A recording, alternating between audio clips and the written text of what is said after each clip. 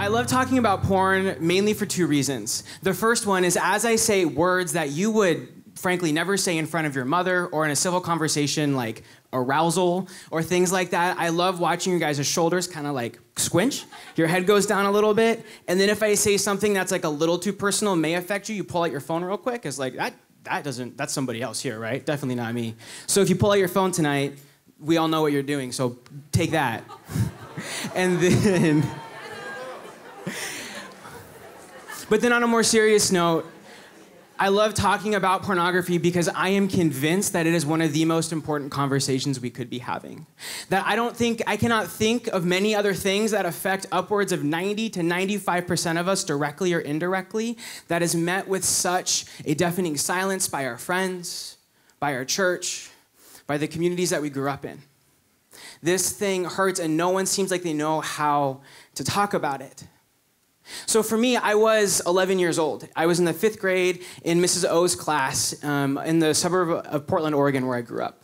And it was in about March when there was this week that they did the sex talk, and all of the 5th grade boys from all of the other classes piled into Mrs. O's room, and Mrs. O, who was, well, first we kicked out the girls, because that's most important, and then, we'll come back to that later, and she gave us the sex talk for an hour a day for a whole week. Talked about what was happening to our bodies, how sex worked, the really uncomfortable stuff in between. And frankly, she did a great job. But at the end of that time, she gave us this little booklet. And it was basically a summary of all the information we had learned. And on the back side of that booklet, there was this tag. For more information, go to this website. So I was a curious kid. Of course, I went to that website. And then that website had a link to one more. And then a link to another, and then a link to another, and then a link to one more, and then one more, and within a month, I was watching full-blown pornography. So racked with shame and guilt, but not really understanding why. So angry at my own compulsion to keep going back to this thing, but knowing at the same time that I liked it. So confused as to what was happening internally. Guys, I was 11. I didn't stand a chance. And that's the average age of exposure nowadays for us. So my guess is for many of you guys in this room, for many of you girls in this room, you feel like you never stood a chance either. And I believe you. And during that time, there were so many lies I was telling myself about pornography, about my sexuality, that because I had this thing attached to me, that if I told anybody, they wouldn't want to be around me, that I was like some monster, that this was an addiction that as I got older, that I thought would take over the rest of my life, that it'd be something that I have to deal with day in and day out. But here's the thing, is that those were lies. Those were lies that I had told myself, half-truths that I had let myself believe as the full totality of what God had for me. And here's the reality, guys, is that the lies we tell ourselves about porn, they hinder healing. That's kind of the main theme for the next 6 minutes here. The lies that we tell ourselves about pornography use, about who's watching it, about what it says about me, what it says about my relationship with God. That the lies we tell ourselves, they hinder us from healing. So my goal tonight is I'm just gonna go over 3 lies that I know I've told myself and that I would wager many of you guys have told yourselves too or heard in the culture around you.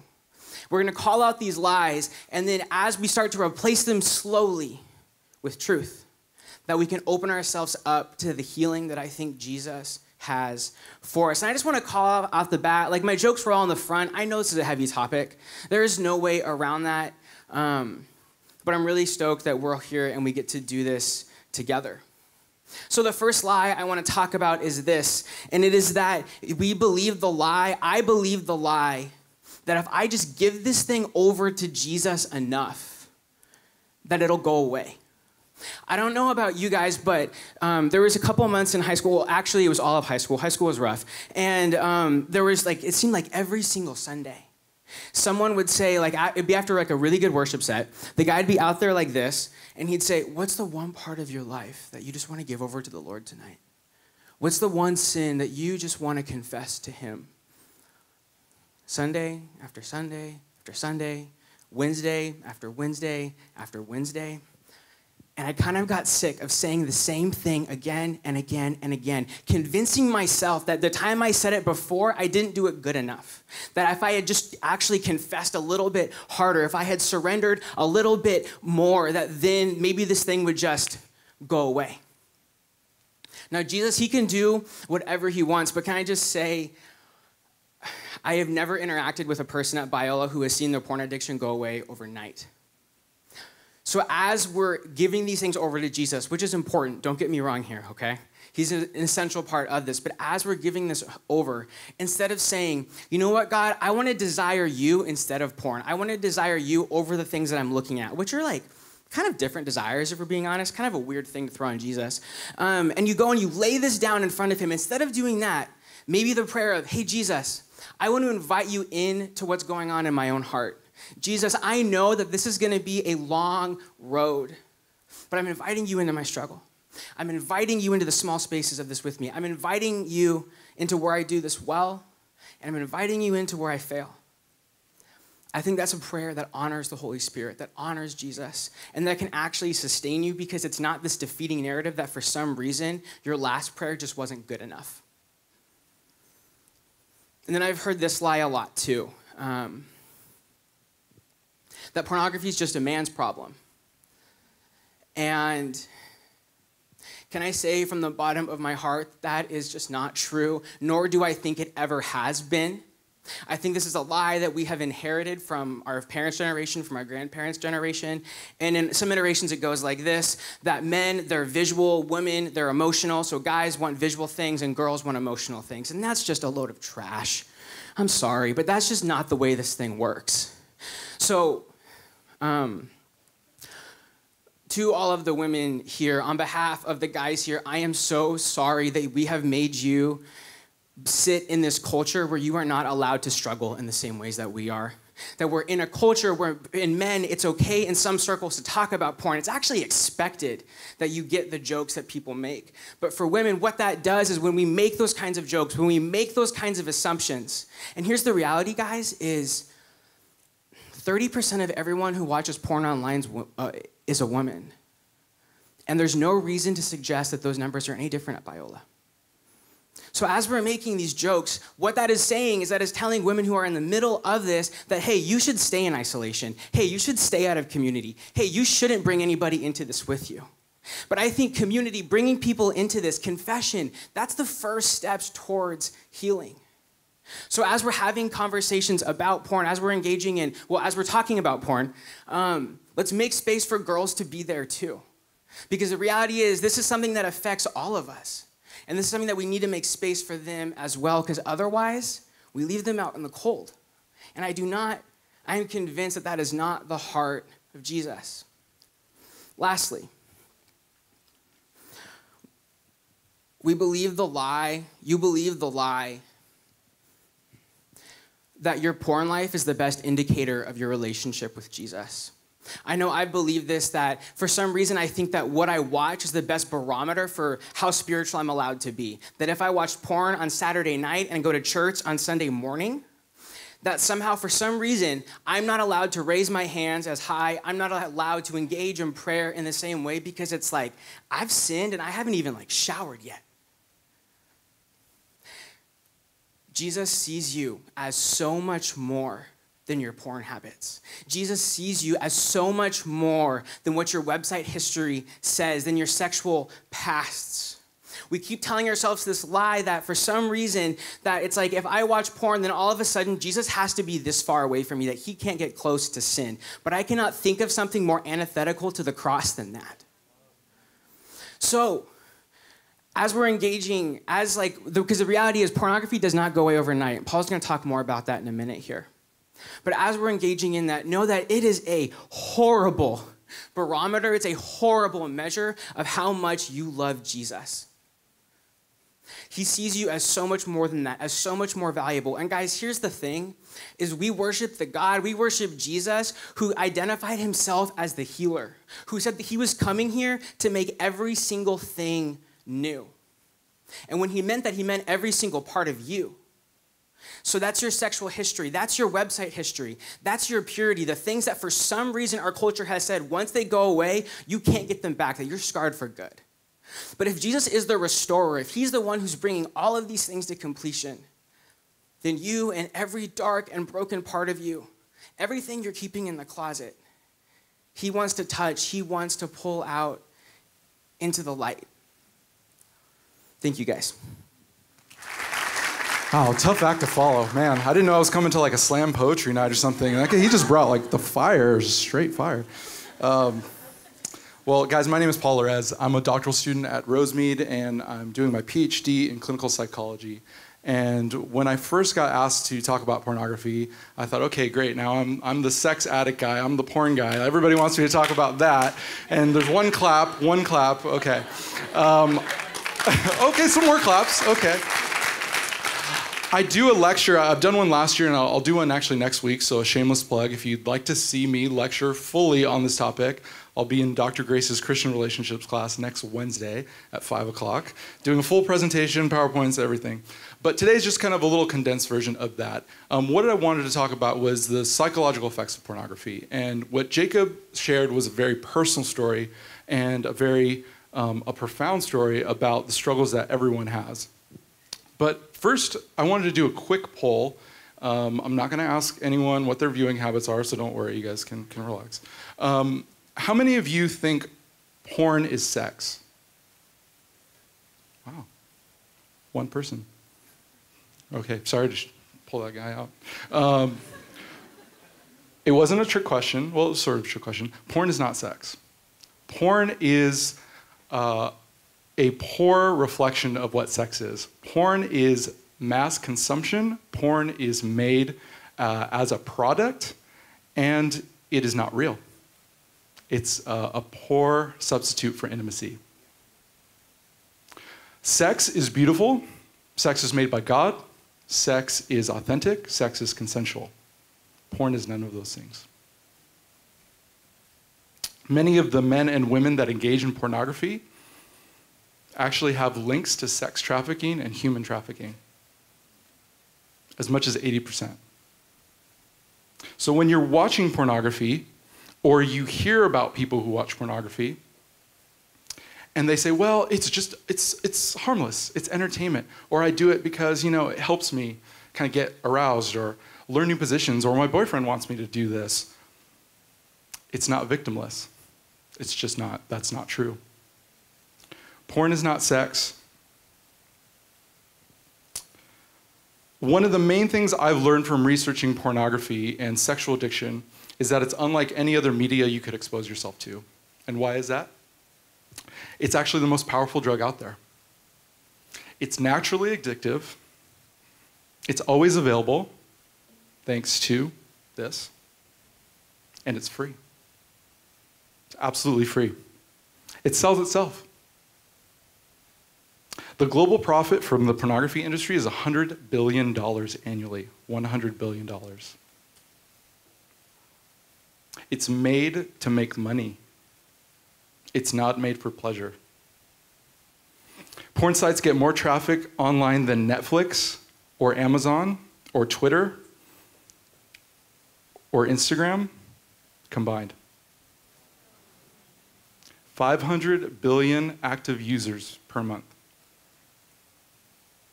Sorry, 500 million. So half a billion. Half a billion users, active users per month. That's still a lot.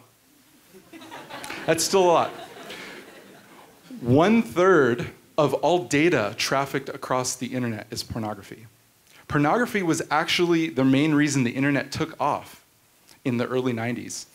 It was a conduit for the spread of information. So pornography, the feeding of pornography, was actually one of the reasons the internet is as popular as it is now. Obviously, the internet has many other uses now, but still 1/3 of data across the internet is pornography. Another fact is that porn affects your brain, it affects your relationships, and it affects our world. So how does it do those things, and what does this mean for you? Well, porn is actually psychologically damaging, if you didn't know. Because it actually rewires your brain in ways that you don't anticipate or expect. There's actually a growing body of evidence from researchers all around the world, Christians and non-Christians alike, that show that porn is impacting brain development in early users. Many of these users are pre-adolescents, pre-teens, where their brains are still forming. Their neural pathways are still becoming a little more solid, a little more concrete, and porn is slipping right in there and just screwing it all up. Repeated consumption of pornography causes the brain to literally rewire itself. How does this do this? Well, when you watch pornography or somebody watches pornography, your brain releases a chemical called dopamine. You guys may have heard this as the pleasure kind of drug. The pleasure sensory parts of your brain get activated. But another one, most commonly unheard, is oxytocin. What is oxytocin? That is the bonding agent that happens in your brain that bonds you to another person, typically for sexual intercourse, but also happens when you watch pornography. So how does that work? Well, the more you watch pornography, the more you want it again and again, and it continues to escalate, and it traps you in this addictive cycle because it's actually telling your brain, you want this, bond to it.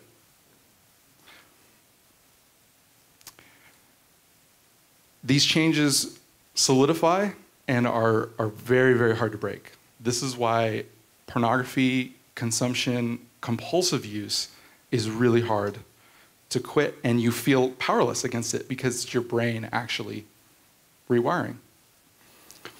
Moderate use of pornography is actually linked to decreasing gray matter in the brain. So what that means is that your frontal lobe, the part that helps you make decisions and helps with impulse control and even intelligence, it's hijacking that center. So when you want to choose something, you choose more porn.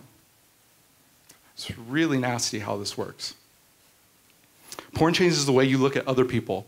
There was a recent study done where scientists actually hooked up men up and did brain scans of them while they were watching pornography. And what happened was that the way men looked at women in pornography, they looked at them as objects and not as people. The actual brain scans reflected that these men were looking at objects. It dehumanizes the human person. Studies have also found that frequent porn use correlates with depression, anxiety, loneliness, stress, sexual performance issues. Isn't that the kicker? You learn porn, or you watch porn to learn more about sex, and then it actually hinders your sex life. That's a tough beat.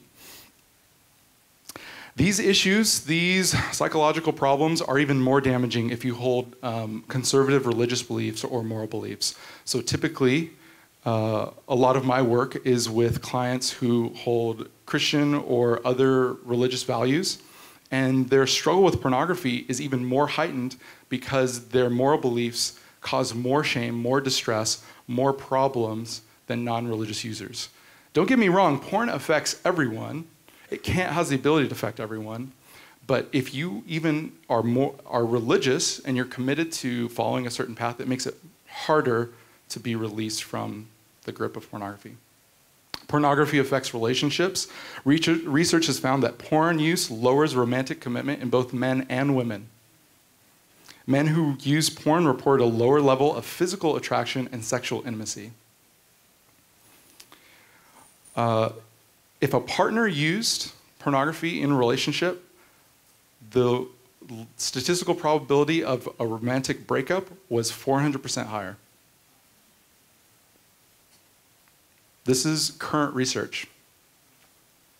So when you think about what that means for a population of college students like yourself, raised on these unrealistic standards of porn, ensnared in a trap that your brain doesn't know how to get out of, it is devastating to not only you, but your community.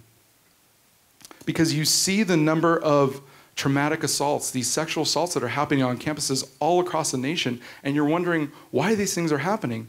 Porn is always traced back to being one of the biggest contributing factors to sexual assault. Because if you think about changing your mind from looking at a person to an object, it decreases your empathy, so you don't actually understand that what's happening is violence, so you get people engaging in violent acts and aggressive acts that don't understand what they're doing because their brain is tricked into thinking, this is not a human person, I can do whatever I want. That's what pornography does. And finally, pornography, it affects our world, our communities. Pornography is no longer an individual or couple or relational problem, which it is, but is now becoming a cultural, a systemic problem. It's considered a public health problem in many nations. The World Health Organization and the UN have now added a formal diagnosis of compulsive sexual behavior to include pornography addiction. This is the first time this has ever happened. In the history of psychological research, there's now an official diagnosis of pornography addiction, which has taken many years to get there. But it's finally illuminating that porn is becoming a public health crisis. Nations like Canada are also investigating the effects of pornography on public health. As I mentioned before, pornography also promotes human trafficking and sex slavery. The US Department of Justice now officially recognizes pornography as one of the biggest contributors to sex and human trafficking. So our own government says pornography is a problem. So when you think about these facts, can you still say a little pornography is harmless? And while I remain that pornography is not a problem for everyone, keep in mind that given its unprecedented power and availability and 24/7 online access, it can become a problem for anybody. So if you or someone you care about is struggling with unwanted porn habits, don't wait to ask for help or have them ask for help or find resources, some of which we'll talk about tonight. There are a number of resources for any level of concern that can help you break the cycle of pornography in your life. God bless you guys. Thank you.